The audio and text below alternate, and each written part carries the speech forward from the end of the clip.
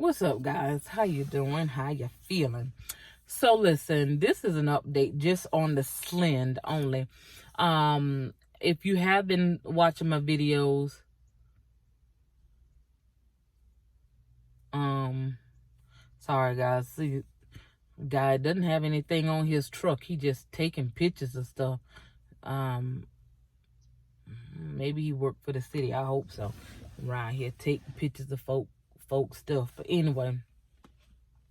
So, my gynecologist gave me Slynd, Slynd, and it is a pill. It's not only like a birth control, but it's progesterone. I've been having issues with my cycle since 2017. Been to the doctor, got the IUD. The IUD was supposed to regulate things, but it didn't. It kind of stopped my cycle in a way, but I still had spotting and other things going on. And let me tell you, since 2017 up until about 2017 till about 2020, I had issues with spotting and a whole bunch of other stuff, which meant I had the pleasure of wearing panty liners and pads from 2017 to 2020. Wasn't I lucky? So, talk about the woman with issue of blood, honey. Listen. So, finally got that situated. And, decided to take out my IUD because in February of 21, because I've been having issues with, blood being in my urine and stuff like that. So I'm like, well, let me take this out because I've read some things where this can cause sometimes blood in the urine. So I'm like, well, let's eliminate that so we can work on my bladder issues. So I did that and still had issues with blood in my urine. That wasn't the issue. But took the IUD out February and my cycle did not start. So after about 3 months, I went back to my gynecologist and she was like, well, let's do a ultrasound to make sure everything is okay because you should have had your cycle by now. Come to find out my uterine wall was thick. Not good, because if that continues, that can lead to cancer. We don't want the big C. So she gave me the Slynd, which is not, it's kind of like a birth control, but it also has progesterone in it. And that's supposed to help jumpstart, a period or thin out my uterine wall. Well, the first month, when you get to that green section, your cycle is supposed to start. Mine started before. And let me tell you what, I have never used so many pads and messed up so many pieces of clothes. That is definitely abnormal for me. And it lasted for about 2 weeks,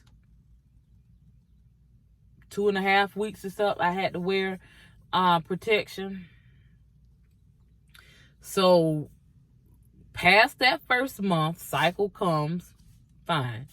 So I said, well, maybe it'll do better the next month. Well, took all of the one for the second month and no period. I'm now into the third month. We'll see how that goes. But, I said I was going to give her 3 months, because she gave me, I had to pay 3 months worth. It wasn't even covered by insurance. So I paid this out of pocket just to see, because I told her I'm going to give her a chance. I said, now, if this doesn't work, what I would rather you do is give me a hysterectomy, because I can't have any kids anyway. So why not? And she goes, well, you having a hysterectomy is what she said, it can be a dangerous procedure. And because of your weight, we don't want to put you under anesthesia. I'm saying to myself, lady, I have been under anesthesia, I don't know how many times, with my little fat self, and hadn't had any issues, thanks be to God. Listen, because I've had my gallbladder removed. I've had my tubal. I've had a colonoscopy under anesthesia in the OR. I've had my hemorrhoid surgery, fissure repair, everything under anesthesia. And then I had to have another colonoscopy under anesthesia.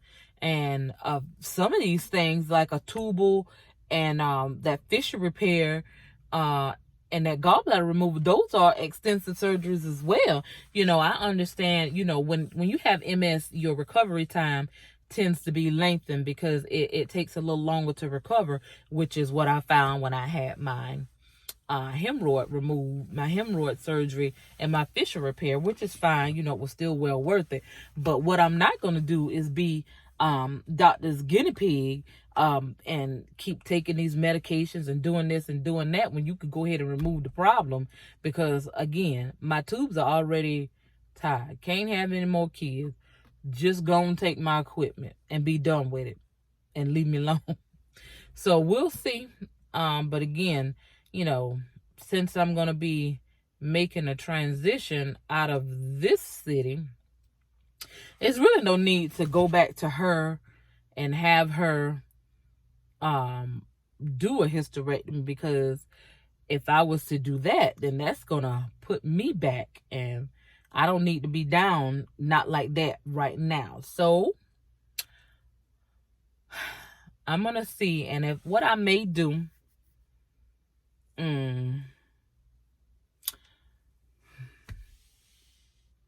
school not long started, so I'm gonna see if I can hold out until next summer, and then that way my daughter is out of school.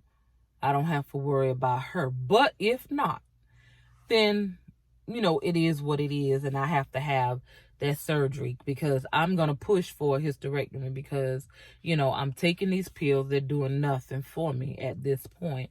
And I don't know who else out there is taking Slynd, what your experience is, but for me, I don't think that's for me. And I'm not going to take anything else, because it seems like these doctors, Slynd is something new. I know they get some kind of I won't say commission, but they get funds for pushing these new medicines. Same thing on my previous video when I said they gave me that Gamcia for my kidneys, bladder and stuff. That's fairly new as well. That's gonna be the end of me and these here new meds. Give me something that's been on the market, and I don't want to do your new stuff anymore.